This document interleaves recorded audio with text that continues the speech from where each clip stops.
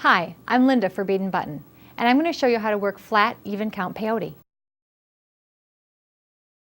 If you're going to work in flat, even count peyote, you need to pick up an even number of stitches. For the sake of example here, I'm going to pick up 8. I have put a stop bead on the end of my thread, which is just a bead that'll keep the other beads in place.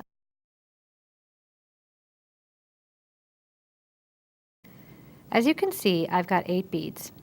These 8 beads will be the first 2 rows of peyote. To work peyote, I'm going to pick up a bead, I'm going to skip the first bead and go through the second bead in the opposite direction as I was before. Then I'm going to pick up another bead, skip the next bead, and go through the following bead. I'm going to work across the row this way, and I'll tell you what, the first few rows of peyote don't always lay flat, and that's perfectly to be expected, so don't let that bother you. Once we get the entire row done, I'll lay them out for you so you can see how the beads will lay. As you go across the row, as again, you pick up a bead, skip a bead, and go through the next bead. All right, here we have the first rows of peyote.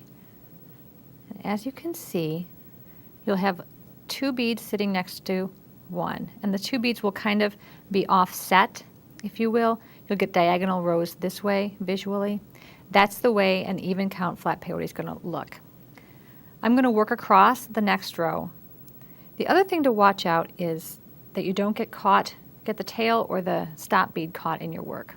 So just try and keep that away. Again, we pick up a bead. To turn, we just go through the up bead, which is the bead, as you can see, there are beads that are almost sticking up, protruding from the stitching. Those are the beads you're going to go through from here on out. So pick up a bead and go through that up bead. Pick up another bead, and again, go through the up bead. We're going to work across the row, into the next bead. And once you get a few rows worked, you'll have something solid to hang on to, and it gets a little, you won't have as much trouble with the thread catching on things. To count the rows, you count diagonally. In this case, we have 1, 2, 3, 4 rows.